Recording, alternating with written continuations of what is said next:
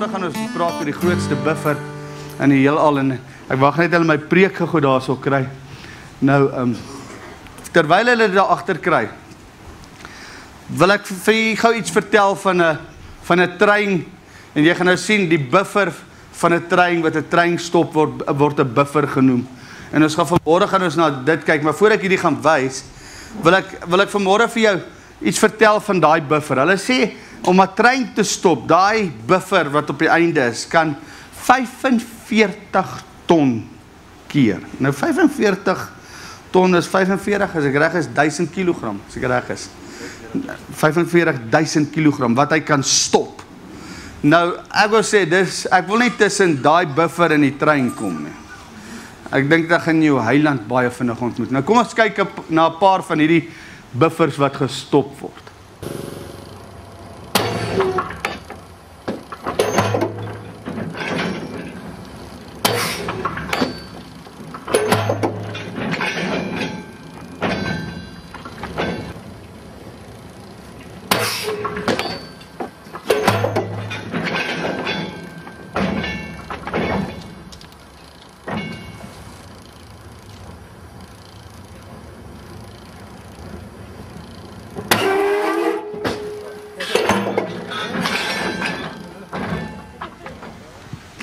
Een ding weet ek wil nie tussen daai trein en daai ding wees nie. Een ding is interessant, dat as jy na daai kyk, dan besef jy, sonder daai buffer, sal treine heel moontlik nie kan gestop het nie. Is dit nie waar nie? Nou vanmorgen wil ek juist dit gebruik, en ek wil sê, die grootste buffer in my en jou lewe is die woord van God. Daar's niks wat 'n buffer in jou lewe kan bring, soos God se woord nie. En baie keer verstaan ons dit nie altyd nie, dat die Here sal die woord van God juist gebruik in ons lewens, om ons te weerhou van onheil. En ons besef nie altyd die krag van God se woord, wat tussen my en jou en die vyand staan. Baie keer, as die vyand ons wil aanval, dan kom staan die woord van God so tussenin. En ek wil hierdie lees in Hebreërs 8 vers 10, wat sê, want dit is die verbond wat ek na die dae sal sluit met die huis van Israel, spreek die Here.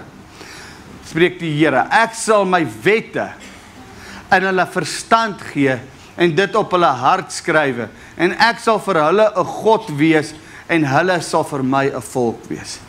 Nou, die Ou Testament was die woord van God letterlik gevat, en die woord van God was soos wette gewees wat hulle moes doen, en daai wette het seën of vloek gebring.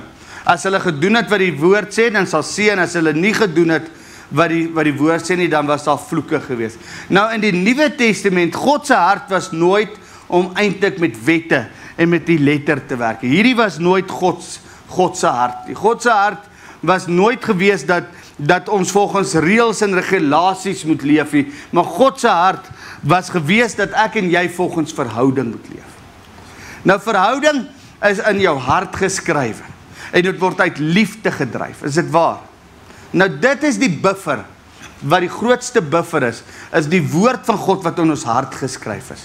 Nou, dit is soos met 'n man en vrou, as 'n man en vrou werklik lief is vir mekaar, gaan geen ander persoon enige iets teen daai man of vrou kan doen nie. Daar sal nie 'n ander man kan kom wat die vrou afrokkel, of 'n ander vrou kom wat die man afrokkel nie. Waarom nie? Want die liefde in hulle hart is so groot, het so wonderlik vir mekaar, dat hulle sal dit nie toelaat nie.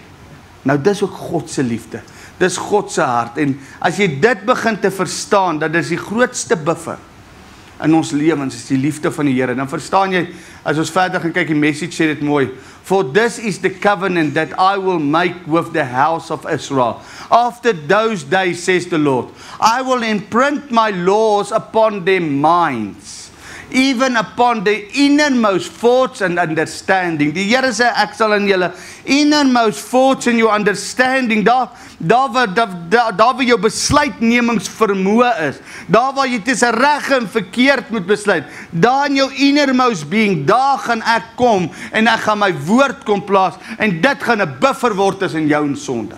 Dis wat dit sê. And engrave them upon their hearts, affecting their regeneration, and I will be their God, and they shall be my people. Dis God se hart, verhouding. Dis God se hart. Maar verhouding, wat 'n wet in ons innerlike menswees skryf, wat soos 'n buffer is. Jy sien, as ouens wil sonde doen, jy kry mos baie ouens, hy wil sonde doen. En as jy hom wil oortuig en sê, man, moenie wetties wees, jy moenie my kom oordeel nie, wie ken sulke ouens? Wat sê hy eintlik vir jou? Wat hy eintlik vir jou sê is, dat hy nog nie die innerlike wet in sy hart toegelaat om te skryf nie. God skryf 'n brief in jou hart. Elkeen van ons hart. En weet jy wat, ek gaan sit en dink aan kontrakte. Wie in werke het al 'n kontrak met 'n ou gestel en sê, okay, dis jou job description, dis die werke wat jy moet doen. Wie het dit al gedoen? En wie het al agtergekom, dan doen hy ou net wat jy op daai papier sit. En minder. Is dit waar? Waarom? Want, nee, dis wat die kontrak sê. Want jy sien, 'n kontrak is 'n wet, en 'n wet wil jy nie uit liefde iets doen nie, dis nie uit oortuiging nie, nee, nou stel ek dit doen, want ek moet dit doen, dis wat dit doen. En dis presies wat ook gebeur het met die Ou Testament. Is dat die Jode het gekom en sê, Here, maar ek het nou die tieks gedoen. Maar die Here het nie tieks gesoek nie, hy het verhouding gesoek. En wie die verhouding maak dat jy dit wil doen. En dit is God se hart. Daarom kan ek die eerste punt sê, buffer van liefde. God bring 'n buffer van liefde. Genesis 3:24. So het hy dan die mens weggedrywe en die gerubs aan die ooste kant van die tuin van die Eden laat woon, met die swaard wat die vlam en flikker, om die toegang tot die boom van die lewe te bewaar. Toe Adam en Eva gesondig het, toe die Here se liefde, dis God se liefde wat hulle uit die tuin uitgevat het. Want as hulle in die tuin gebly het, sou hulle ewig geleef het in sonde en ongeregtigheid. Dink net 'n bietjie daaraan, dat die sonde sou toegeneem het op so verskriklike proporsie, of dit sou so toegeneem het, dat die impak daarvan sou so erg gewees het, dat dit sou nie gestuit kon word. Want hulle sou vir ewige lewe, die boom van lewe, sou vir ewig hulle deel gewees het.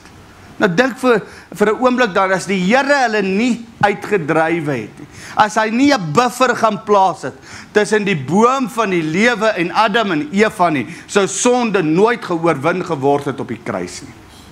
Dis nie waar nie. Maar die Here se liefde het 'n buffer geplaas. En wie weet met kinders, wie sê vir sy kinders altyd ja? As jy dit doen, wil ek vandag vir jou sê, jy is nie lief vir jou kind nie. Jy is nie lief vir jou kind nie. Want jy kan nie altyd ja sê vir jou kind nie. Somtyds moet jy nee sê. En al word hy kwaad, en dan gaan sit hy met sy dik mondjie in die kamer. Is dit waar? Want ek's lief vir jou, daarom gaan jy nie kry wat jy soek nie, jy gaan kry wat vir jou goed is. En somtyds is nee 'n wonderlike antwoord. Dit is soos 'n pak op sy tyd is, soos brood en konfyt, nee. Ek onthou sweets. Yes. Nou 2 Korintiërs 5:17 sê, daarom as iemand in Christus is hy 'n nuwe skepsel. Die ou dinge het verbygegaan, dit het alles nuut geword. Op hierdie nuwe mens kan die Here die nuwe wet op sy hart skryf, in hulle hart, en hulle kan die wet in hulle hart ontvang, en daarom kan hulle in verhouding staan, en hulle kan vir ewig leef. Dit is wat die Here kom doen het aan die kruis. Hy die buffer kom wegvat, wat hy in die tuin geplaas het met Adam en Eva. Hy het dit weggevat. Hy het eintlik gesê, nou kan julle ook in die paradys van die lewe ingaan. Julle kan nou ook. Maar hoe kan julle dit doen? Omdat jy 'n innerlike wet het, 'n innerlike verhouding. Ek sê vanmôre vir die ouens wat gedoop word, sê ek, sodra jy tot wedergeboorte kom, dan jy die nuwe natuur ontvang, jy het 'n nuwe skepsel geword. Ewe skielik dan, as jy dan weer die ou sonde wil doen wat jy voorheen gedoen het, dan is dit nie meer lekker nie. Sonde is dan nie meer lekker nie. Is dit waar? Want elke keer as jy iets doen wat verkeerd is, dan voel jy, die Heilige Gees oortuig jou, en dan voel jy so ongemaklik, en jy weet jy moet dit nie doen nie. As daar so 'n woordjie uit jou mond uitkom, wat nie Engels of Afrikaans is nie. Julle weet mos. En as dit gebeur, dan voel jy, dit was nou nie, maar jy weet, voorheen het jy het laat loop, man. Voorheen het jy niks het geplan nie. Man, jy vir 'n ou so sleg gesê, dat die see hom nie kan afwas nie. Maar nou, as jy dit nou doen, dan voel jy so vuil, en jy voel so, ek moes dit nie gedoen het. Wie weet is waar? Maar die Heilige Gees oortuig jou van sonde en ongeregtigheid, want dit is 'n innerlike wet in jou hart. En dis wat die liefde kom doen. Hy kom plaas 'n buffer tussen jou en sonde. Hy is soos daai trein ding, soos daai buffer van die trein, man, hy stoot sonde uit jou lewe uit. Die Afrikaans sê vir daai buffer is 'n stootkussing. Die Heilige Gees is die stootkussing wat sonde uit ons lewens uitstoot. Amen. Jy sien, daar word vandag gepreek in kerk en nie genade red ons, ek stem dit saam. Maar weet jy, genade sal jou altyd wegvat van sonde, nie jou vat na sonde. Dis genade. Grace will take you away from sin. En dis ware genade. Nou kom ons kyk, God bou 'n buffer teen jou en die vyand. Hy bring 'n buffer teen die vyand. As die vyand kom, dan bring hy 'n buffer. En die mooiste voorbeeld vir my in die Bybel, waar God 'n buffer gebring het, tussen die vyand en die volk, was gewees in Exodus. En as ons gaan kyk in Exodus, en dan sien ons die volgende. In Exodus 14, dan sien ons, die Here sal vir jou stry, en julle moet stil wees. Toe vra die Here vir Moses, wat roep jy my? Sê aan die kinders van Israel, dat hulle moet trek. Wat sê die Here? Kyk mooi daar vers.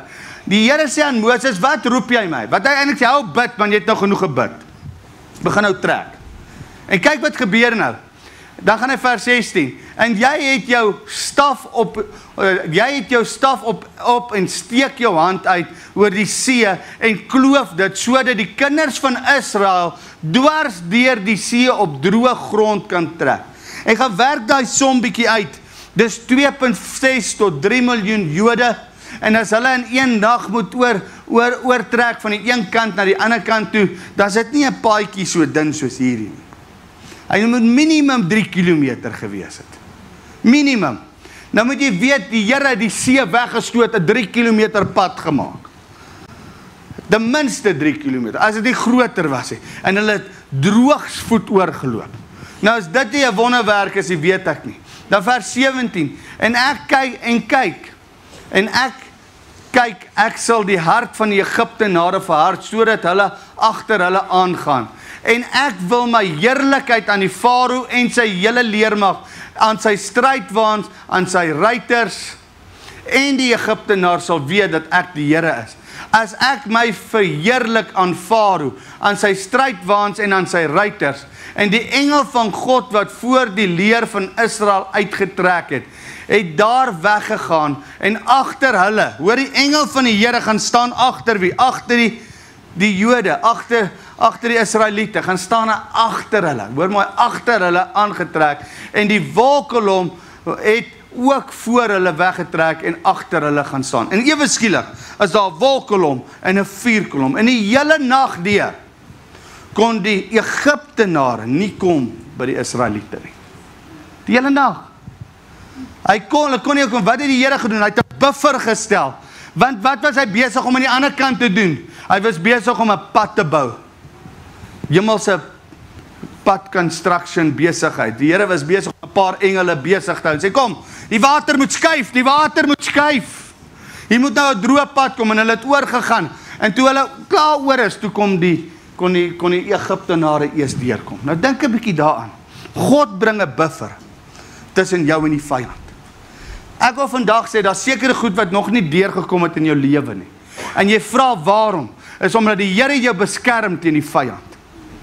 God beskerm jou, daar sekere goed wat jy nog nie kan hanteer nie. As hy dit nou moet vir jou gee, gaan dit jou breek, dit sal jou nie bou nie. Die Here weet presies wanneer om goed vir jou te gee en wanneer nie. En jy bid en sê, Here, hy kom hoor nie, maar die Here hoor al lank al. Jy moet net wag op sy tyd, want hy het 'n buffer.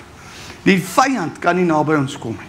Die vyand het geen plek in my en jou lewe. En as al goed gebeur, wil ek so ver gaan om te sê die Here is besig om selfs dit te gebruik in ons lewens. No weapon formed against us shall prosper. No weapon. Dit wat die duiwel ten slegte bedoel het, sal God omdraai ten goeie. Amen. Want as 'n buffer. Die grootste buffer vandag is die woord van God. Nou die woord van God is nie net voor ons nie. Onthou, laasweek is gehoor die woord van God is voor jou. Vandag wil ek vir jou sê, die woord van God is agter jou ook.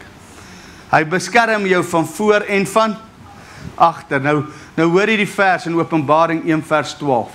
Toe draai ek my om te sien watter stem met gespreek het. Toe draai ek my om. Ek was besig om vorentoe te beweeg, sê Johannes. Maar ewe skielik, toe draai ek my om en ek wil kyk wat agter gebeur. En die woord sê, en toe ek my omgedraai het, sien ek 7 goue kandelaars, wat eintlik die Ou Testament is, want die Here het eintlik met Johannes gepraat, want hy was 'n Jood, hy daai verstaan. Hy het verstaan die kandelare. Ek gaan gou saam met my na vers 13 toe, Openbaring. As jy wil weet waar is Openbaring, dis definitief aan die einde van jou Bybel.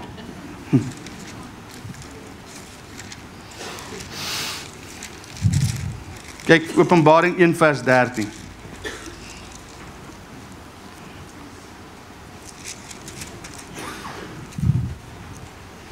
En tussen die 7 kandelaars, een soos die seun van die mens, met 'n kleed aan wat tot op die voete hang, en gegord om die bors met goue gordels. Sy hoof en hare was wit soos wit wol, soos sneeu, en sy oë soos vuurvlamme, en sy voete so blink soos koper.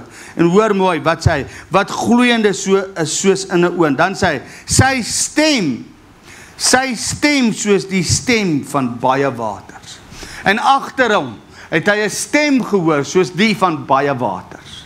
Jy sien, God praat altyd agter, en as sy stem agter jou praat, klink dit soos baie waters. Weet jy waarom waters? Want water bring altyd lewe. Sy lewe kom van agteraf. Sy beskerming kom van vooraf. God is besig om jou te beskerm van voor en van agter. En weet jy wat, die duiwel gaan probeer inkom in jou lewe, maar hy gaan nêrens kan inkom nie, want God is oral in beheer in ons lewens. Amen. Hy is wakker oor sy woord. En hy is so wakker oor sy woord, dat hy 'n buffer het van voor en van agter. Nou, dis hoe bly ek oor die Here raak. Dis nie jou verantwoordelikheid om sy woord in jou lewe te bevestig. Jy moet net onderwerp aan sy woord, dan sal hy dit self bevestig. Hoor mooi wat ek sê. Jy hoef nie sy woord aan te jaag nie. Jy moet net jouself onderwerp aan sy woord, en hy sal die aanjaagwerk doen. Is dit nie waar nie? Dis so waar. En as jy dit gaan verstaan, as die Here 'n woord oor jou lewe spreek, dan sal dit gebeur. Amen. Amen. Ek hou van wat Piet vanmôre gedoen het. Piet het getuig van hoe die Here hierdie week vir hom deurgaan. Vir wie die Here nog deurgekom.